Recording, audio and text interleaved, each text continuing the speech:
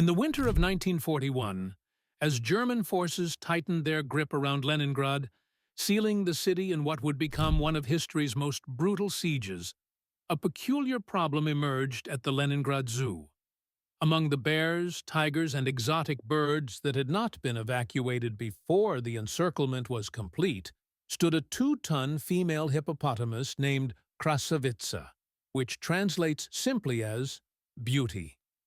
While hundreds of thousands of human beings were about to face starvation in the coming months, this massive animal presented an impossible equation.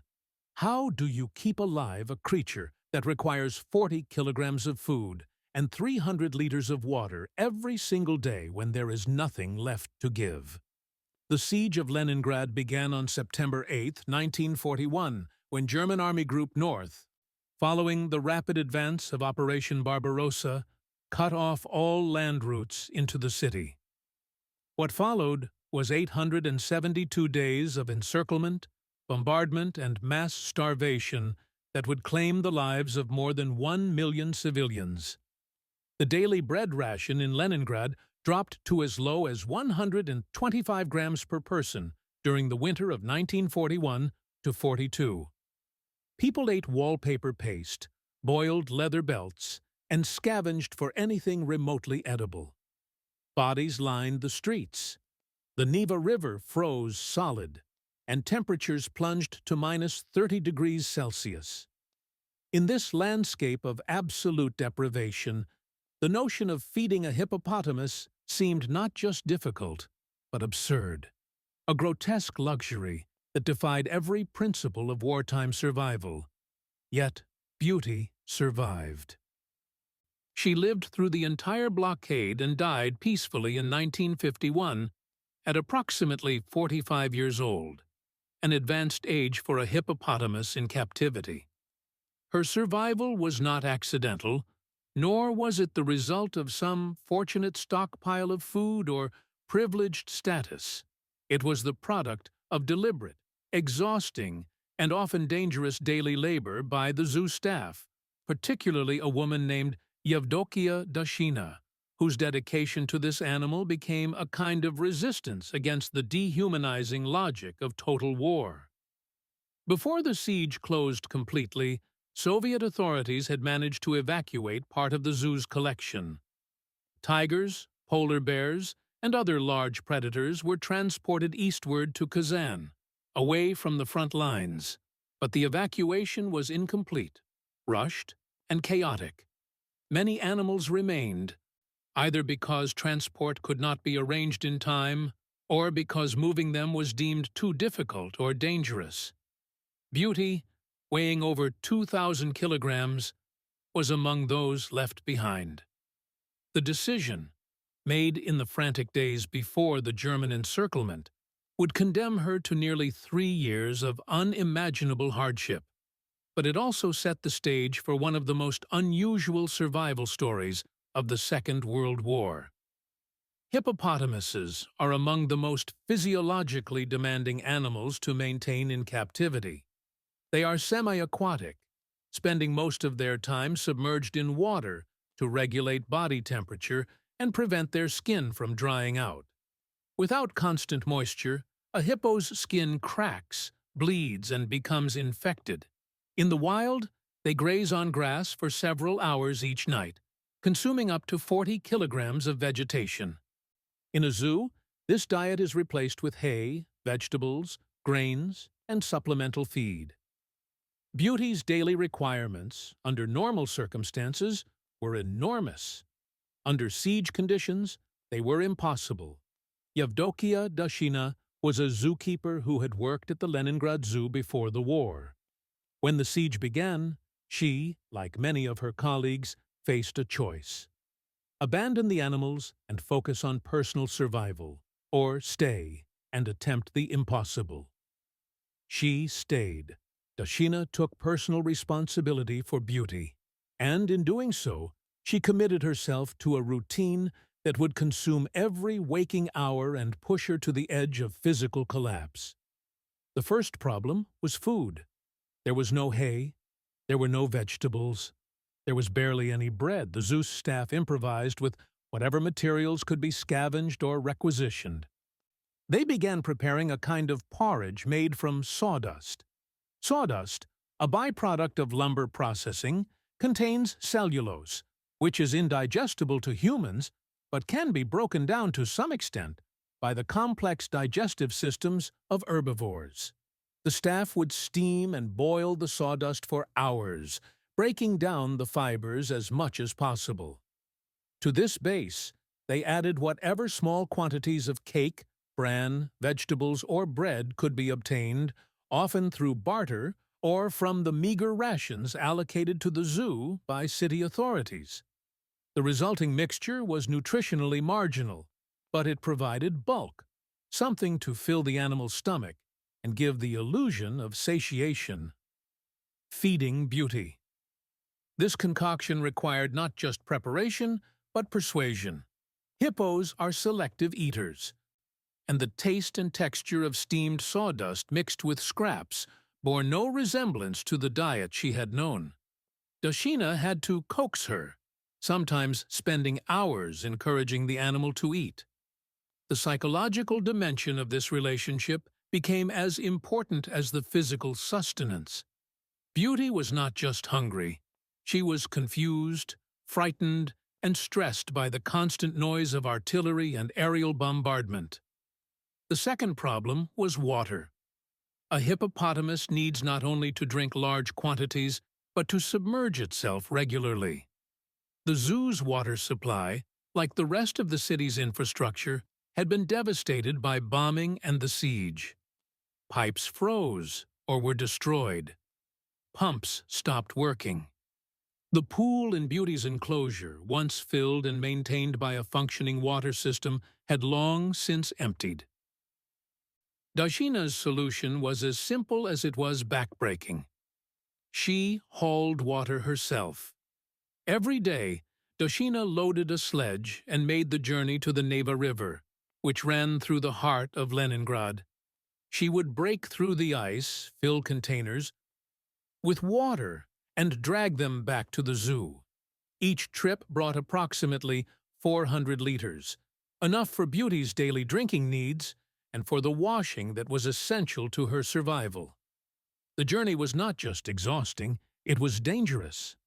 Leningrad was under constant bombardment.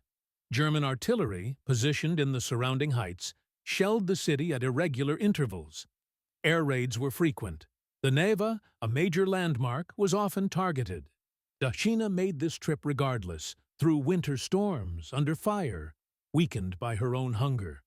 Once back at the zoo, Dashina would wash Beauty's massive body, pouring water over her skin to prevent it from drying and cracking. This was not a luxury. It was a medical necessity. Without moisture, the hippo's skin would become a landscape of fissures, bleeding and vulnerable to infection. After washing, Dashina would rub camphor oil and seal oil into the skin, substances that provided a protective barrier and helped retain moisture.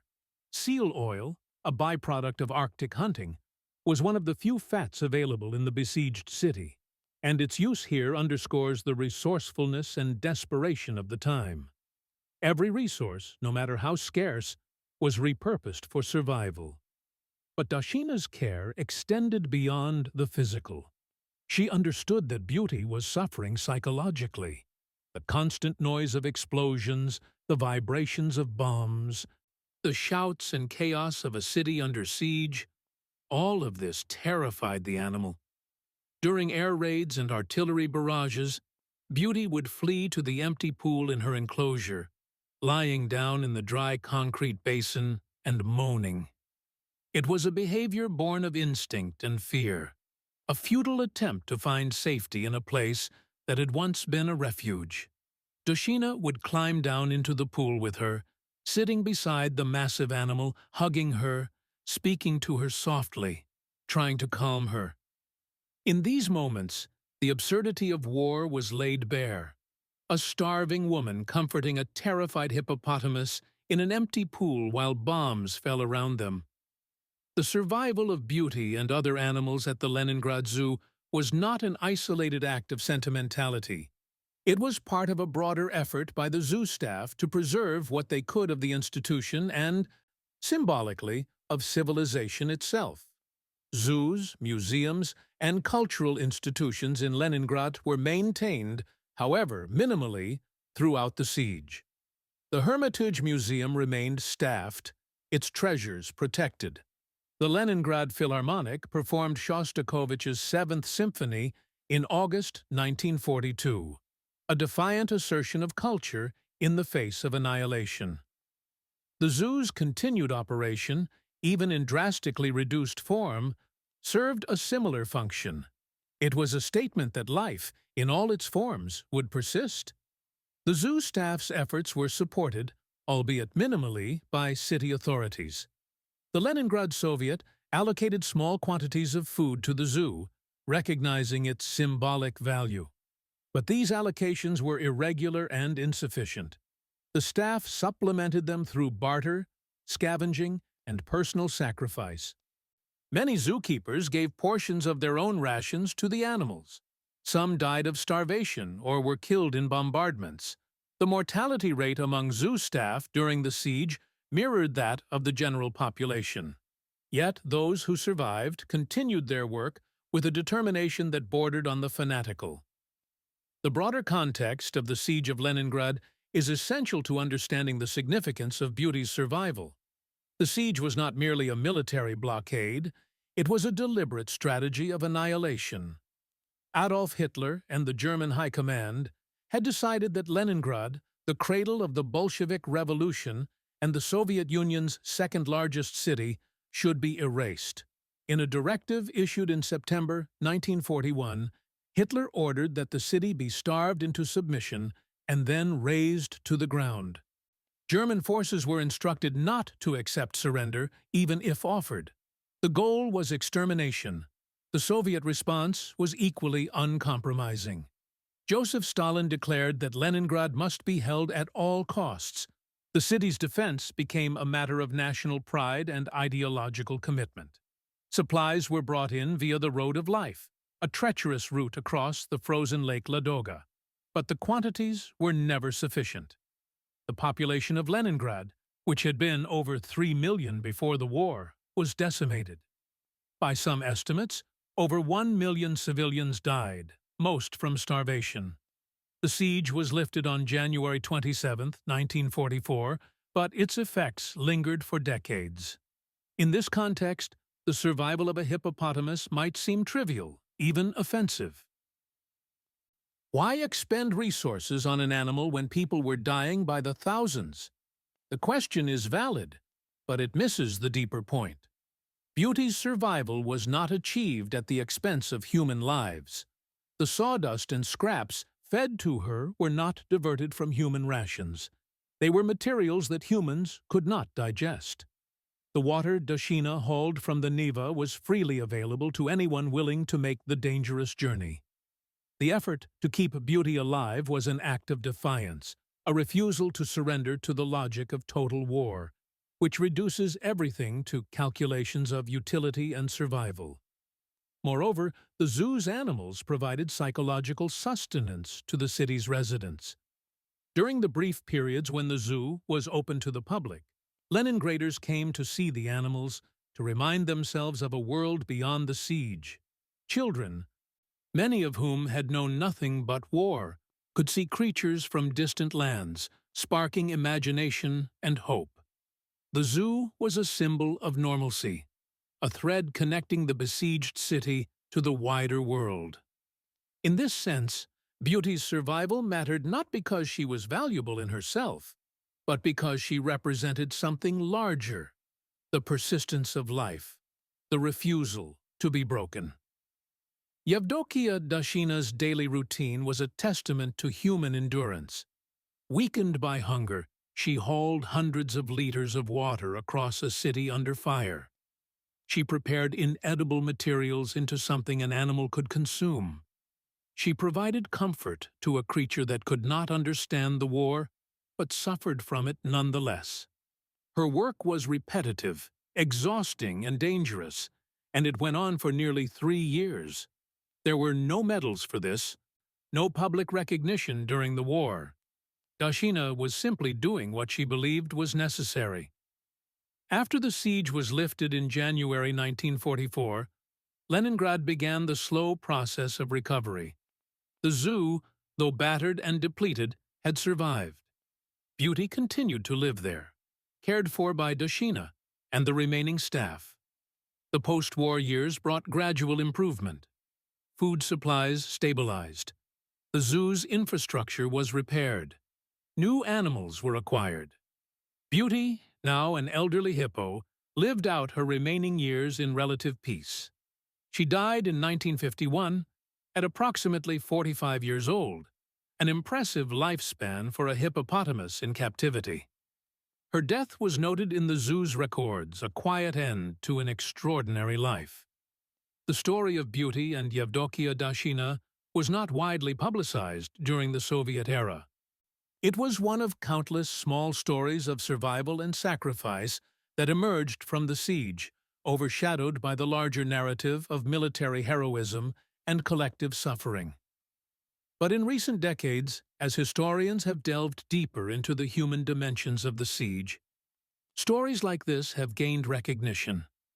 They illustrate the complexity of survival under extreme conditions, the ways in which people found meaning and purpose even in the midst of catastrophe. Beauty's survival also raises questions about the ethics of zoos in wartime. Should the animals have been euthanized before the siege began, sparing them suffering? Should resources, however minimal, have been redirected entirely to human needs? These are not easy questions, and there are no clear answers. What is clear is that the people who chose to care for the animals did so out of a sense of duty and compassion that transcended utilitarian calculations. They believed that preserving life, even animal life, was worth the effort, and they acted on that belief at great personal cost. The legacy of the Siege of Leningrad is one of unimaginable suffering and remarkable resilience. The city's population endured conditions that would have broken most societies, yet Leningrad did not fall. Its people, military and civilian alike, held the line through sheer determination. The siege became a symbol of Soviet resistance, a cornerstone of the narrative of the Great Patriotic War. In the post-Soviet era, as Russia has grappled with its history, the siege remains a point of pride and sorrow, a reminder of what was endured and what was lost. Beauty's story fits into this larger narrative as a small but significant footnote. It reminds us that war is not only about armies and strategies, but about individuals making impossible choices in impossible circumstances. It shows us that even in the darkest times, people find ways to assert their humanity, to care for the vulnerable, to maintain connections to the world as it was and as it might be again. Yevdokia Dashina's daily journey to the Neva, her preparation of sawdust porridge, her hours spent comforting a frightened animal, these were acts of resistance as surely as any military operation. Today, the Leningrad Zoo, now known as the St. Petersburg Zoo, still operates. It is one of the oldest zoos in Russia, founded in 1865. The institution has weathered revolution, war, and social upheaval, and it continues to serve as a place of education and conservation. Visitors can learn about the zoo's history, including its survival during the siege. Beauty's story is part of that history, a testament to the dedication of the staff and the resilience of life itself. In reflecting on this story, we are reminded that history is not only made by leaders and generals, but by ordinary people doing extraordinary things. Yevdokia Dashina was not a soldier or a politician. She was a zookeeper who chose to stay and do her job under the worst possible conditions. Her work saved an animal's life, but it also preserved a piece of humanity in a time when humanity was under assault. The survival of Beauty the hippopotamus is a small victory in the vast tragedy of the Second World War, but it is a victory nonetheless. and it deserves to be remembered.